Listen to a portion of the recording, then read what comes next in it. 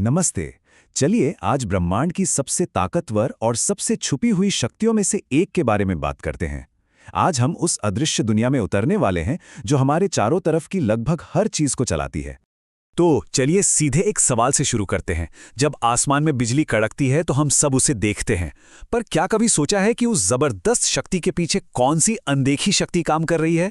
आज हम मिलकर इसी राज से पर्दा उठाएंगे।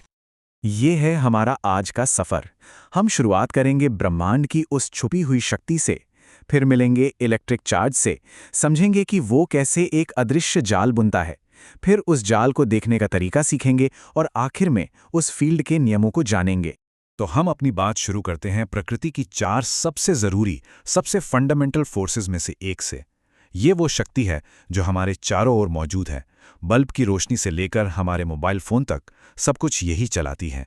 तो इस इतनी बड़ी शक्ति का सबसे छोटा, सबसे बुनियादी हिस्सा क्या है? यहीं पर एंट्री होती है हमारे हीरो की, यानी इलेक्ट्रिक चार्ज की। इसे बिजली की दुनिया का लेगो ब्लॉक समझ सकते हैं, जिससे मिलकर ही सब कुछ बनता है। तो आखिर ये इलेक्ट्रिक चार्ज है क्या चीज? देखिए, ये किसी भी मैटर की एक फंडामेंटल प्रॉपर्टी है। मतलब ये उसका एक अंदरूनी गुण है।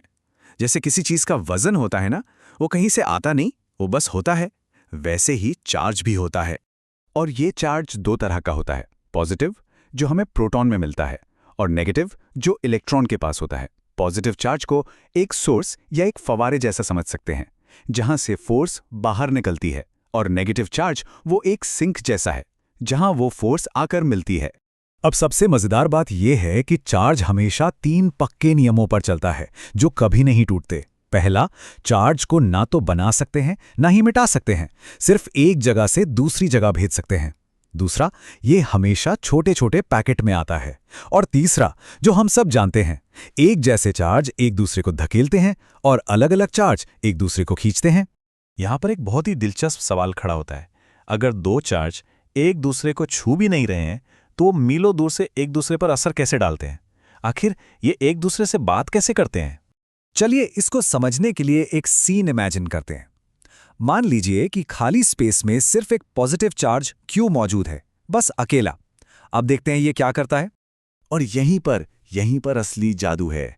ये चार्ज खुद चलकर दूसरे चार्ज तक नहीं जाता, नहीं, बल्कि ये अपने आसपास की जगह को ही बदल देता है।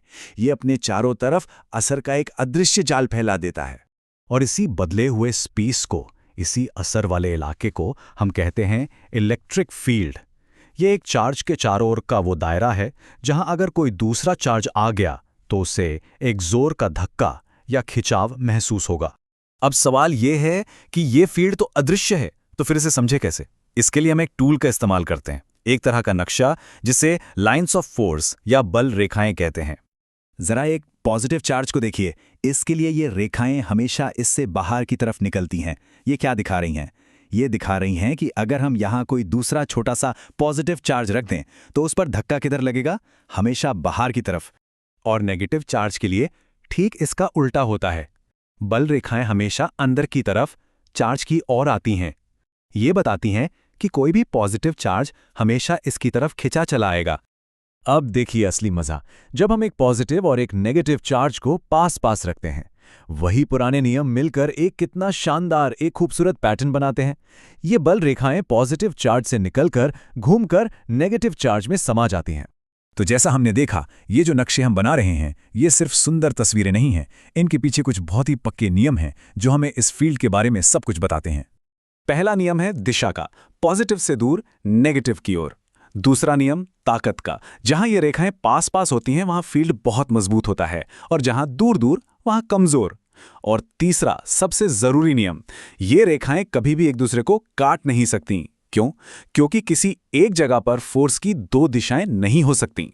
तो इस पूरी चर्चा का जो सबसे बड़ा आइडिया है वो ये है कि एक चार्ज दूसरे को सीधा सीधा नहीं खींचता या धकेलता, नहीं, वो अपने आसपास के स्पेस को बदलता है और दूसरा चार्ज उस बदले हुए स्पेस पर रिएक्ट करता है।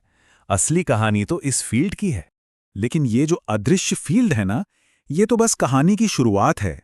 एक आखिरी सवाल, जरा सोचिए, क्या होगा जब ये फील्ड हिलना शुरू कर दे, मूव करना शुरू कर दे?